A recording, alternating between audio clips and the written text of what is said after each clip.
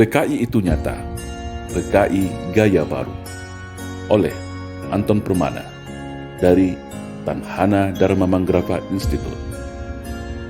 Di era Orde Lama, sebelum pemberontakan, PKI memainkan propaganda adu domba untuk menguras habis energi bangsa Indonesia, memanfaatkan tangan Soekarno selaku presiden, hingga lahirlah perang dengan DITI, PRRI, Parnesta, hingga Operasi Ganyang Malaysia.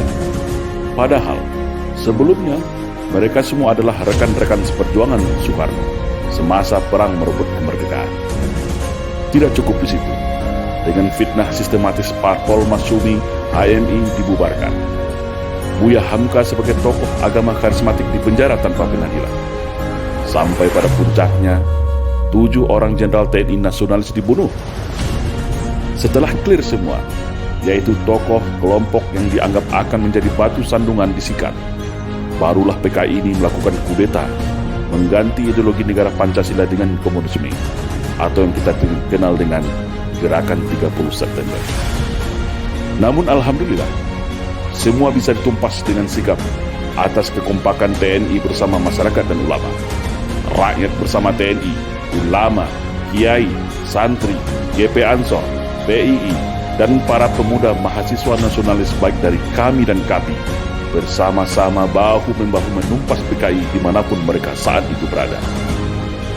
Namun hari ini mereka bangkit kembali dan sudah tampil di mana-mana, tentu dengan persiapan yang lebih matang. Kegagalan 1926, 1948, dan 1965 akan mereka balas tuntas saat ini.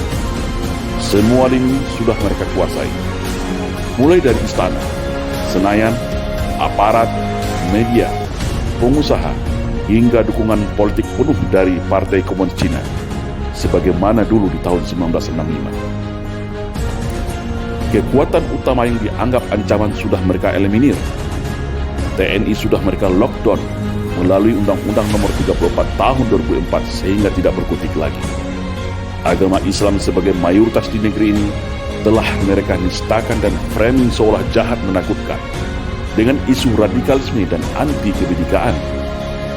Ulama vokal Habib Rizik Syihab juga sudah mereka isolasi. Ustadz Alfian Tanjung dan pakar dalam hal komunisme sudah selesai mereka penjarakan. Ormas Islam yang besar-besar sudah mereka susupi dan pecah belah. HTI mereka bubarkan. FPI menunggu waktu. TKA Cina sudah infiltrasi masuk dan menyebar di seluruh pelosok Nusantara. Kelompok liberal, Syiah, dan non-muslim radikal mereka rangkul, provokasi dan pelihara. Sudah mirip kan dengan 1965? Maka, bersiap siagalah wahai umat Islam dan seluruh bangsa Indonesia yang masih ada merah putih serta Pancasila di dadanya. Satu langkah lagi, negeri ini akan berubah menjadi negara berhaluan komunis kalau kita semua lengah dan masih jadi pengecut. PKI hari ini adalah PKI Gaya Baru yang bangkit dari kuburnya. Komunisme Gaya Baru yang siap secara sistematis dan bertahap merubah Indonesia untuk berhaluan komunis. Hari ini mereka katakan negara tak butuh agama, cukup Pancasila saja.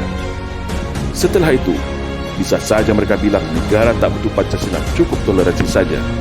Itulah siasat ala komunis, halus, sistematis, dan agitatif. Tidak ada kata mati dalam sebuah ideologi. Ibarat sawah dan ladang, ketika kemarau mungkin akan kering menjadi semak belukar. Tetapi ketika kembali disirami air, diberi pupuk, maka padi dan tanaman itu pun akan kembali tumbuh dengan subur. Dan hari ini, negara kita adalah surga bagi para anak-anak PKI. Jangan lengah, tetap waspada. Perkuat ketaatan keimanan kita kepada Allah Subhanahu wa Ta'ala. Perkuat kerukunan dan persatuan antar sesama. Karena ajaran komunisme tidak akan bisa hidup kalau rakyat Indonesia dekat dengan agama.